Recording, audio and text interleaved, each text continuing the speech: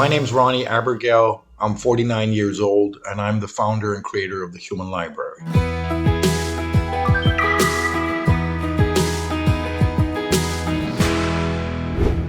The Human Library is a place where you can come and borrow a person that represents a group in the community that has suffered stigma, prejudice, discrimination, or even hate crime. So it is people who can help us challenge our understanding of groups in our community. So they come forward and volunteer to provide our readers with an opportunity to explore diversity in a safe space where nobody will judge you. Now, at our library, we work with the assumption that everyone judges, and it's nothing that we should be ashamed of. We must make judgments all the time in order to stay safe and feel comfortable. So in the old days of this library, we've been around for over 20 years now. In the early days of the library, we used to say, hey, don't judge a book by its cover. And it sounds great, but it's unavoidable.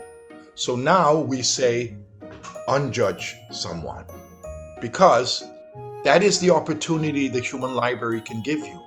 To meet a Muslim, to meet a gay man, to meet a transgender, and talk to them openly and honestly about the things that you're concerned about. So it's about sharpening our social skills and our ability to understand people who are different from us, while also being able to build relations to groups in our community that we normally do not see ourselves connecting with because we don't have the opportunity.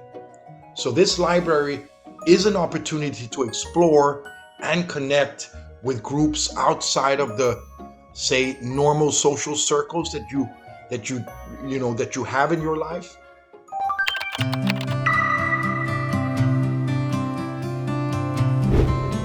We were brainstorming on what kind of programming we could do for a festival that had invited us to come and make a contribution to the cultural program.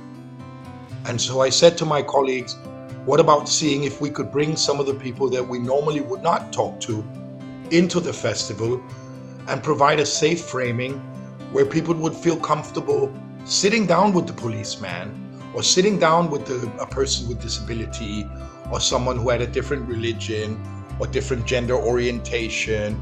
Maybe that conversation could lead to finding common ground. And it turned out it could. And so we've been doing it ever since. People are an open book that volunteer to answer your questions. Then it's not a speech, it's not a presentation, it's a conversation.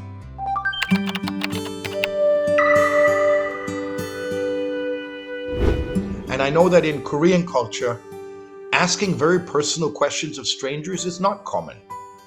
It's also not common in the Danish culture.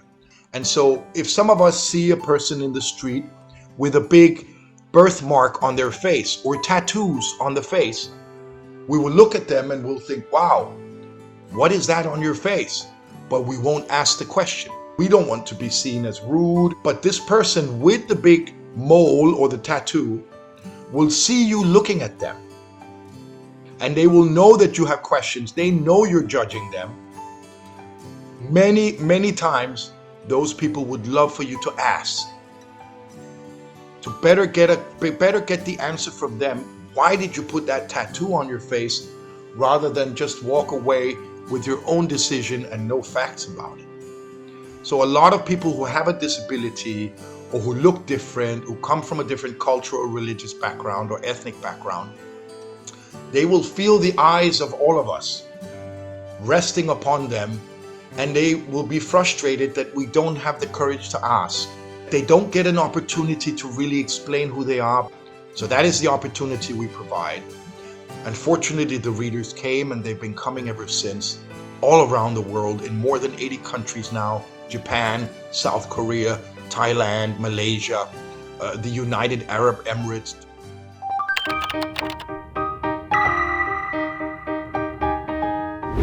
The very first library was hosted at a music festival, different performance artists, workshops, and sometimes also, exhibition. that would happen there. So it brought together around 90,000 people for 1 week out in the nature in Denmark. And we had over 1,000 people take out our books. So in a festival, we thought maybe it's because it was the festival that people would be willing to sit with a transgender, but no, it's something we're willing to do in our communities and in our workplaces if we provide a safe framing where we know that we will not be judged for asking questions.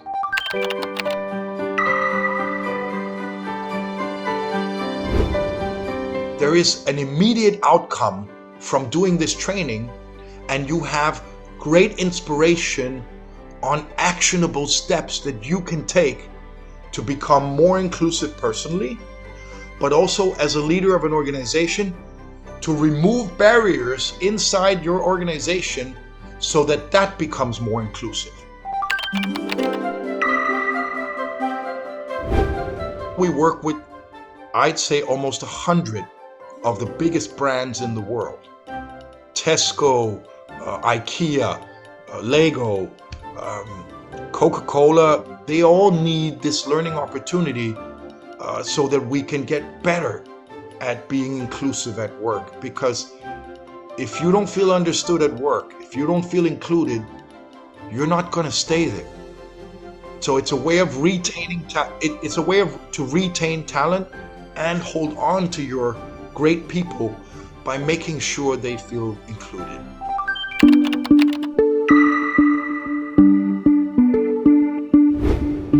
So it's for a larger group of readers where they will sit maybe 3 or 4 and share a book.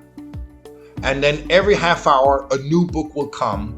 And over the 2 hours, they're going to read 3 books and they will be on a diversity journey. So let's say the first reading is someone who is bipolar.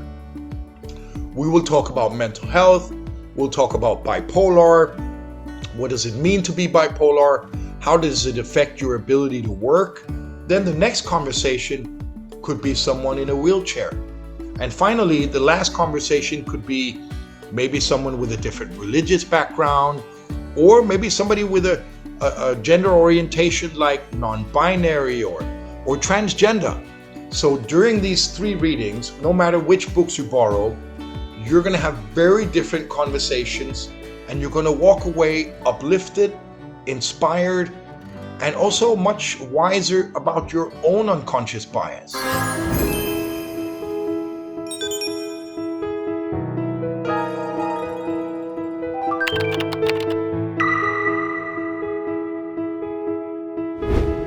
I have a simple answer to that question. It's because politicians realized they could benefit from dividing us. It's the only reason we're being polarized like this is because the people who seek the power to rule over us, they realize that it's one way to achieve power is to mobilize one side against the other. You cannot develop a community by polarizing and stigmatizing each other. We need to come to the middle and find common ground and find compromise and find solutions that cover as many of us as possible. And that's why we're ramping up our work. Before you judge somebody, come and meet them. Don't let some politicians tell you what to think and how to feel about other people or your neighbor. And it's undermining our democracy. It's undermining our respect for each other and the right to disagree.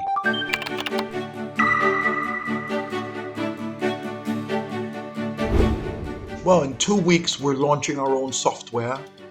And this software is going to help us scale up and have a lot more conversations. It's a virtual bookshelf where you come in and every 15 or 30 minutes you can borrow a book. There'll be different conversations to engage in. Now in the first version, we mostly have English content. Then we're moving to Spanish. Then we're going to add Italian, Arabic. And in time, when we have enough books that speak Korean, we will have a Korean interface also. Go and talk to your neighbor and find out for yourself. You're an adult. You're a mature person. You can make your own decisions. We're keen to have a future together, to benefit from our diversity, to grow and be stronger as human beings.